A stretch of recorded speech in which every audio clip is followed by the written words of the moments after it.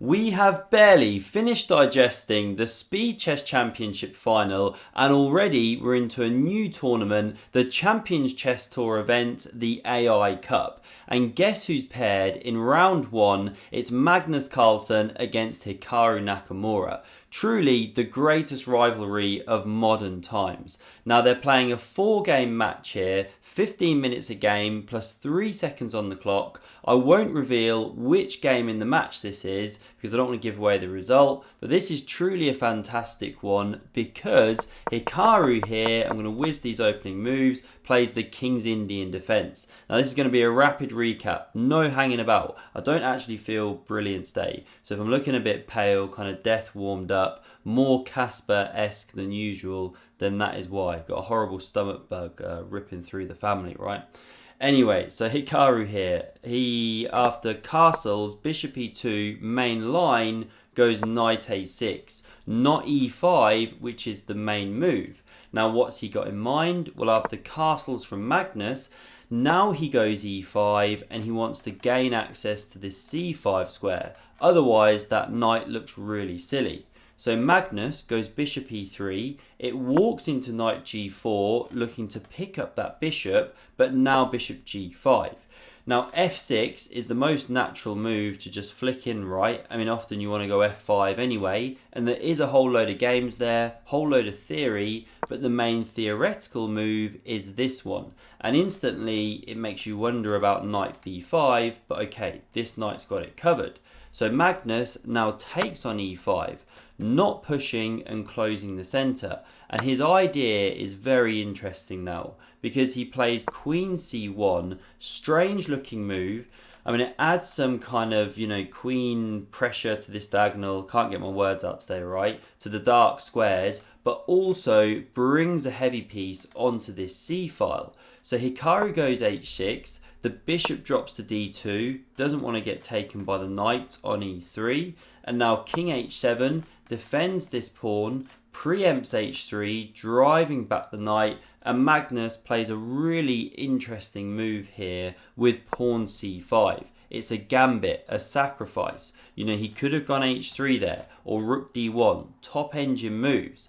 Now Hikaru does not take the pawn, which was the engine's top line. Now it gets complicated after knight d5 and he thought, okay, I just don't want any part of this because the queen attacks the knight and you also threaten to land this fork on c7.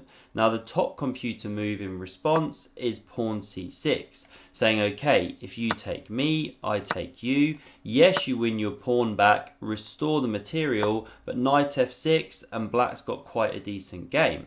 But coming back here, of course, you don't have to take this knight. White can jump, fork these two pieces, but then there's queen e7. You cover the knight. After the rook drops, you can take on e4. So what's black got for the exchange? Well, 2 pawns. You'll soon win back the knight once the bishop develops. You pick up the knight, and it's just a very interesting game. The computer gives it roughly level. But Hikaru didn't go in for that one. He played pawn c6, but this is positionally horrible because Magnus now snaps off the knight. The pawn recaptures. Yes, Hikaru's got the bishop pair, which can be a long-term asset, but look at the state of the pawn structure here, and from a positional point of view, Magnus has got really simple plans. He already drives back the knight, and now he's got these ideas, rook d1 here, queen e7, of clearing away the bishop, which he now does, to defend the pawn after it was attacked, and if he can ever get a knight round to c4 to sink its teeth into d6, he'll just be killing it. So Hikaru goes knight e8, covers that square, and also prepares to unleash this f-pawn. This is what Hikaru's got to play for now, the attack.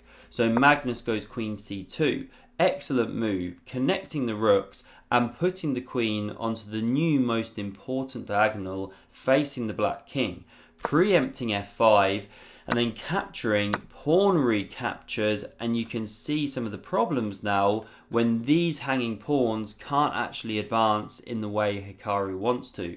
And they're called hanging pawns, by the way, because as you can see, there's no other pawns supporting the chain. They're hanging in mid-air. Now, they are good from the perspective of taking away space from the opponent pieces, but they can become weak. So it's a kind of, tit for tat, cat and mouse battle as to whether they'll be good or bad. So what does Magnus now do? Because there is a threat here to start, running these pawns down and blowing pieces off the board.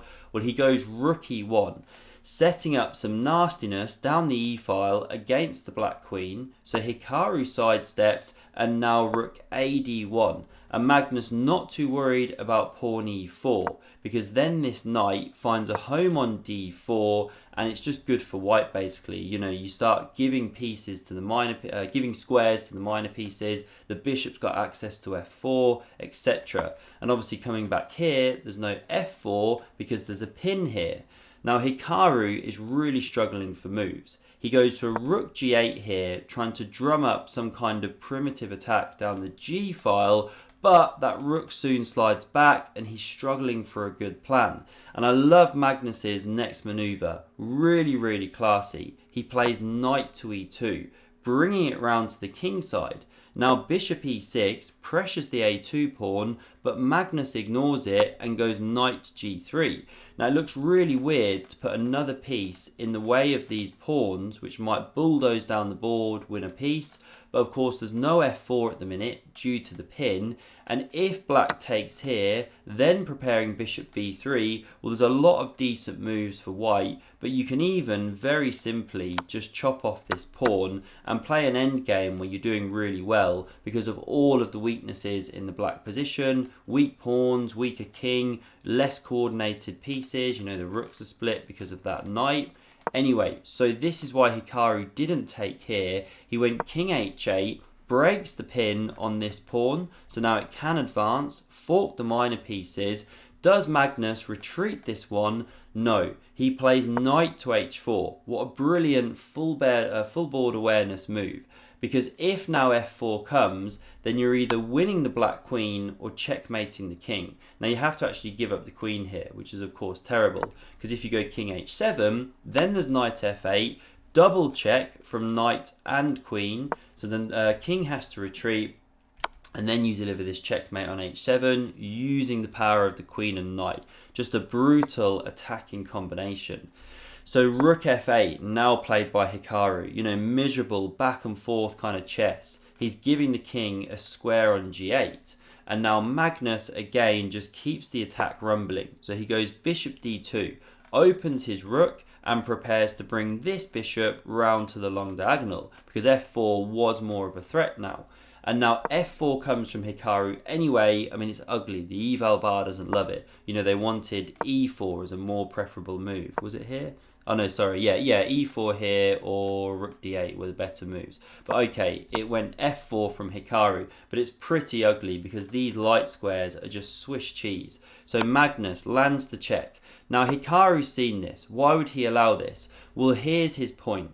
If you jump in and immediately take that exchange, then black takes on g3 and it's a bit uncomfortable for white. You are threatening to take here, fork king and rook. So after captures, the queen can then take back, and Hikaru's banking on some attacking chances using the bishop pair. It's still better for white, but okay, this is what he was looking at. But Magnus finds an absolute brilliancy. He doesn't take this rook in the corner. He plays knight to h5. So he saves this knight, but it looks impossible because of bishop f5. Forking queen and knight, and after the queen moves away, you pick up the knight. So what did Magnus have in mind here if Hikaru had played this? Can you find the winning tactic? So the move that white can play here is queen takes on f5. The queen recaptures and you land this fork. Really nice chess. But it's not over the line, because when you actually do this and the dust settles, bishop c3 attacking the pawn, king f6 to defend, well, the material's actually level. So why is it +3 for white? Well, again, it's all connected with the state of the black pawns and the activity of the white pieces. This is just one sample good move for white. There's also g4 and other things, rook e4. Just awful endgame for black, should be lost, especially against the endgame goat. So we didn't see bishop f5, Hikaru goes bishop h8, preserving that bishop.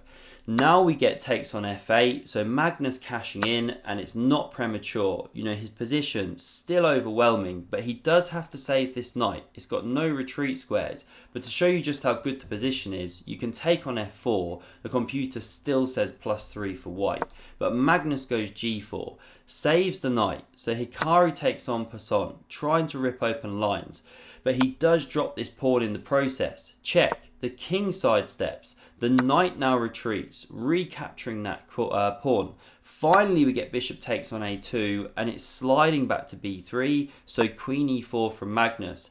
Escapes that threat, pressures c6, bishop d5 blocks. What an amazing bastion in the centre of the board. No, sorry, Hikaru says bastion for knight, doesn't he? I can't remember what he says for bishop. Wooden shield, that's it. What a wooden shield in the middle of the board, right? You know, black's absolute best piece. But Magnus sidesteps with a check. We get king h7 and now queen h4. And we can see all the problems for this black king, just so exposed.